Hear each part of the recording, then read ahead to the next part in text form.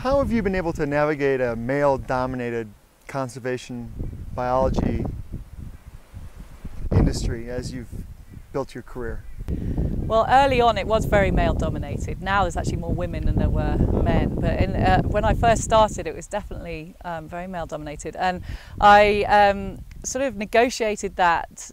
I didn't want to turn into a man in order to do that. Yeah. And so I made sure that I stayed very much as a woman.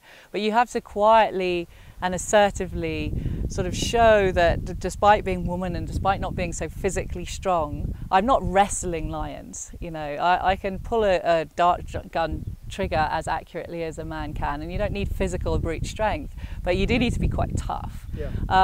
And I couldn't afford to ever show much weakness, to be honest. Yeah. In the early days.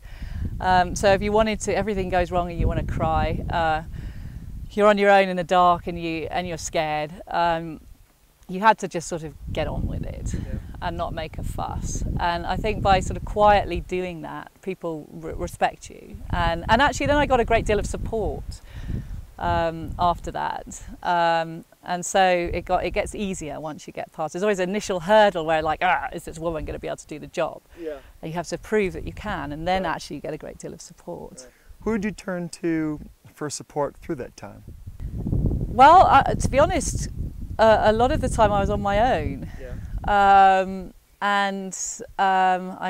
I guess I didn't have any immediate support. I have an extremely supportive family, yeah. So I could write. Actually, humour was the way forward, because what I would do is write these ludicrous, well, it wouldn't be emails then, it was letters then. I didn't have email access then, and send them off to my family, and they would always see the funny side of it as well and write back. And so there was this sort of story exchange, which actually really helped me, because then I only had VHF radio. I could very rarely get to a telephone. I didn't have email or anything like that. Today, obviously, I could get on Skype and have a quick chat with my mum in the UK, but then it was a very slow process. And actually, through the sense of humour, seeing the funny side of it.